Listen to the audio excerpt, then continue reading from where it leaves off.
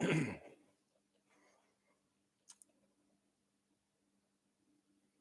how's it going, everybody? Coach Bronson here, and this is Coach Talk live Monday nights, every Monday at 8 o'clock. We're going to talk about different things. Today's topic is going to be, what if we didn't have to worry about losing fat? Is there a way to improve our health, improve our quality of life without having to worry about losing fat? I'm going to let this go for a second, see if anybody pops on. This is a new thing for me, so welcome to the first ever YouTube Live that I've done.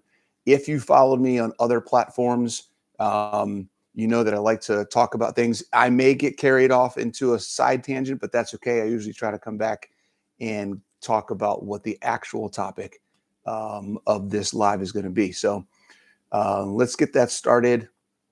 I am, real quick before we even do that, I am suffering from caffeine withdrawal, which I didn't realize would be a problem for me, right? I drink coffee, normally drink coffee every morning. Usually by 10:30, I'm done with it. And that's the only coffee I drink in the day.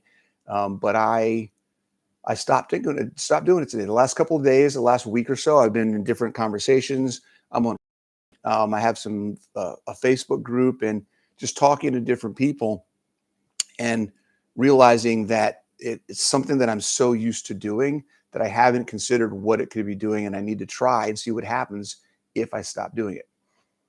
So I stopped today, and I did not expect to feel as crappy as I did.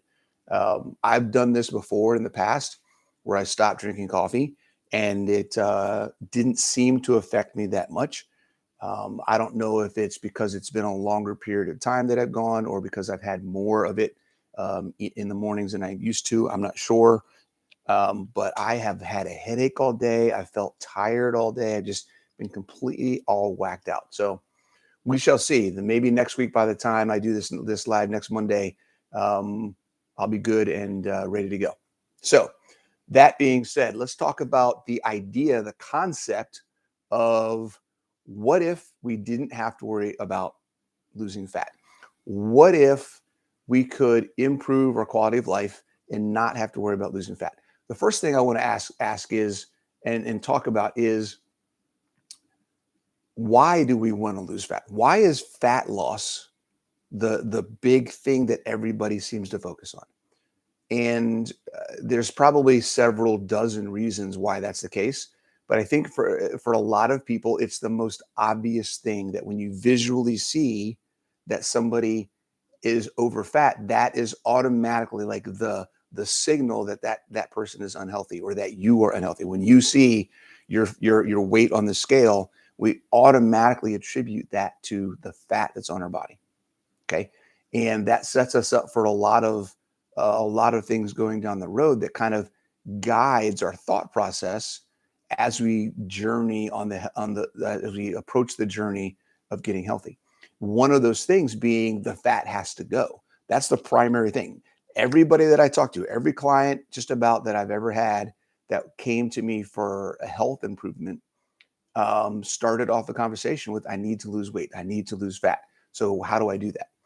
And I often tell them, we start your journey to lose fat by not talking about losing fat.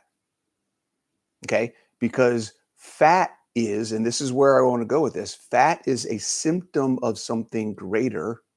And until you fix that thing, the fat is still going to be a symptom, whether you lose it or not. And that's where things get tricky. You can lose fat and still not fix the health issues that cause fat in the first place, mental health or physiological health. Okay. There are things that you can do. You can starve yourself and lose fat. That's easy. Anybody can do that. Okay. But you have not addressed your mindset around food. You have not addressed the habits that got you there in the first place. You have not addressed the choices or your knowledge of what's going into your body, or what you're doing with your body to affect how your metabolism works, and what happens, where that fat came from in the first place, what caused that fat to occur. Okay. What we're talking about is the cause of the fat, not the fat itself. And way too often we start thinking and talking and focusing on the symptom, and we totally miss the cause. So I want to talk about the cause. And how we're going to do that is we're going to talk about three things that you can do, three things that you can focus on that aren't fat, okay, that aren't about fat loss, that will help you improve your body composition, help you improve your quality of life and your ability to function day to day. Okay. So the first thing we're going to talk about is instead of focusing on fat loss, instead of focusing on the fat, body fat percentage, how much fat you have on your body, whatever, let's think about the other side of the equation. Okay. Because body fat percentage is a ratio. So that means there are two numbers involved.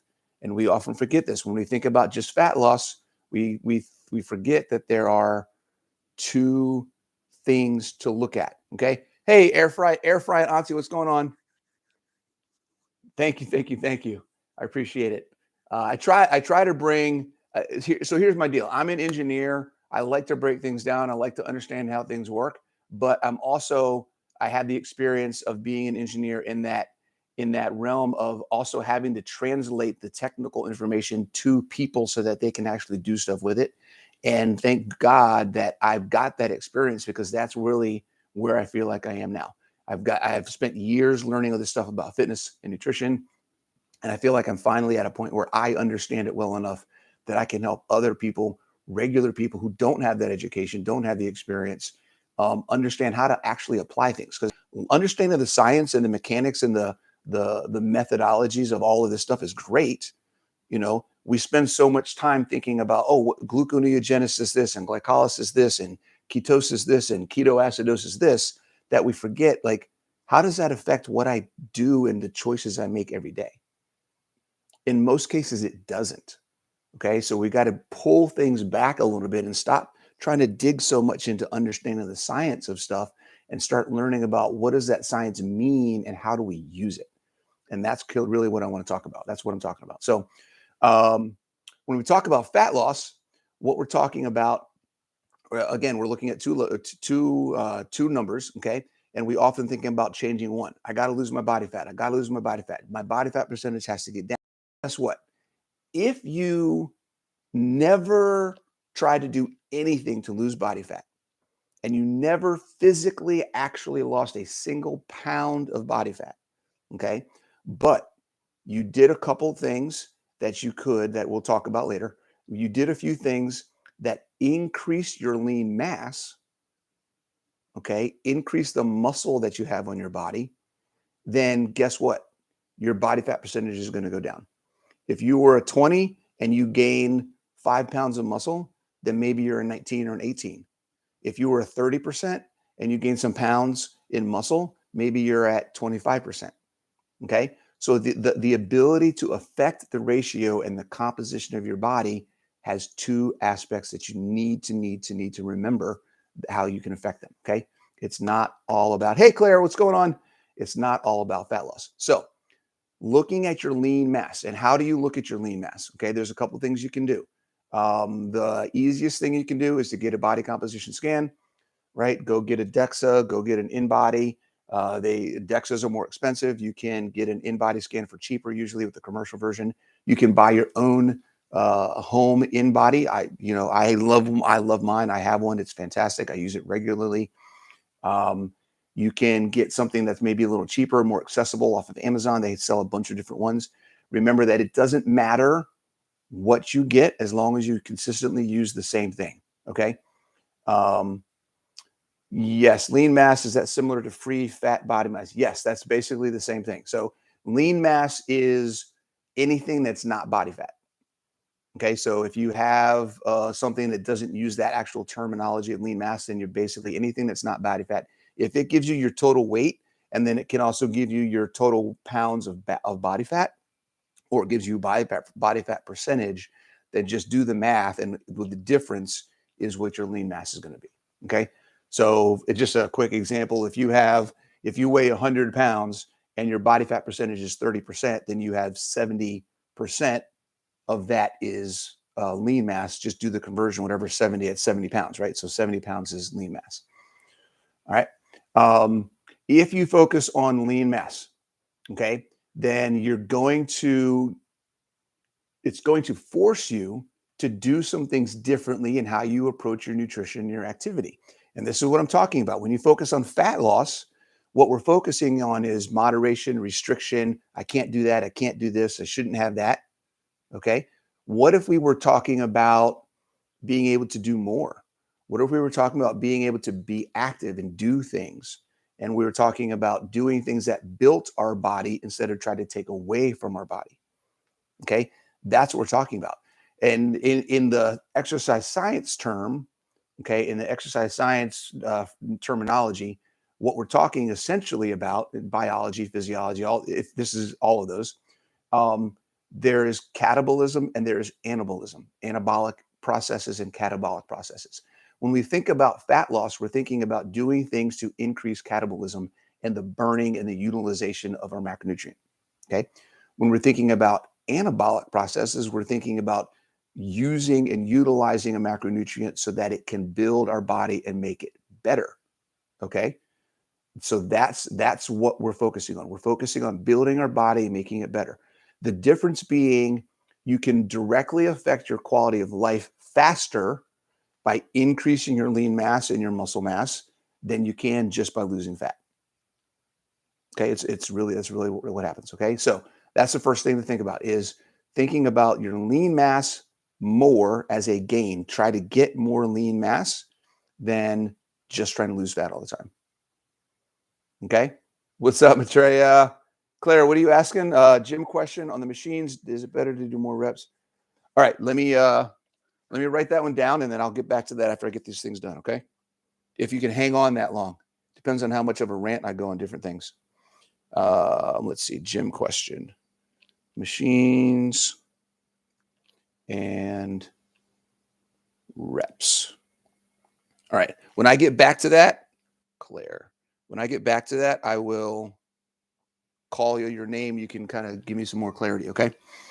Um,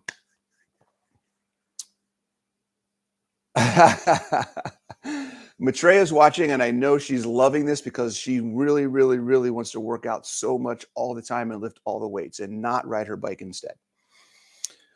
All right. So that's the first thing. Focus on lean mass. The second thing, okay, that we're going to look at is we're going to look at your strength. How strong are you? And there's a lot of different ways that we can do this, okay? But I just want to use one example. There was a study done in 2019 that showed a correlation between grip strength and mortality. Sorry, not mortality, cardiovascular disease. That people that had less grip strength, the ability to grip something and hold it, had a higher risk of cardiovascular disease. And this is actually a pretty good study. They did a bunch of different things. They evaluated the different grip strength requirements for different types of activities, and then they looked at a whole bunch of different people. And it's very fascinating how, as a biomarker, because that's what they've classified grip strength now is as a biomarker. Your grip strength now is a marker that is used in your total evaluation to determine your health. So strength is directly, it impacts everything, guys. Sarcopenia is one of the leading factors of death in people as they age. Okay. You would think it's disease and all these other types of things, right? But no, it's Maitreya did kettlebells today. Woohoo! Nice. I love it. I don't know about that if it took into account arthritis and such. I can look into that a little bit deeper. Um, but in general, it supports the anecdotal evidence and the clinical evidence of as people get older, it's not the disease that really kills people directly as much as it is the disease compounded with their lack of strength, right? They can't go into surgery because they're too weak. They wouldn't survive the surgery. They can't take this medication because they're too weak. That medication would kill them. They can't do this. They can't do that. They can't do this. They need help with this. They need help with that because they are physically unable to handle the stresses of everyday life. And that is 100% preventable and does not need to be the normal for anybody as they get older. Okay. That is one of the things that I'm super, super passionate about preventing and helping people live a higher quality of life as they get older. because if you can build and maintain your strength, then you can build and maintain your physical freedom, which allows you to maintain your independence for as long as possible. Okay, so just remember that, guys. That's the second thing to look at is your grip strength is one marker. Just can you move your body? Can you sit down in a chair without having to put your hands and use the rest on the chair? Can you walk up the stairs on your own without needing the handrail? Can you bend down and pick something up? Can you move things around without being needing help or being super tired or exhausted after you've done it? So there's things in your day-to-day life that you can kind of use as a benchmark. Hey, you know what? Maybe this is something I need to work on. Okay. Just keep that in mind. It's something to think about. Focus on that, and you're going to be a lot better because it's going to force you to do things differently. Again, when we talk about when we focus on building and getting stronger, it changes how we do things. If I'm focusing on building and getting stronger, how is 4 hours on an elliptical going to help me with that? Right? If I'm focusing on building and getting stronger, walking around the block can be a great start, but at some point you're going to have to do something to make yourself stronger. So it changes what you do because your goal is changing.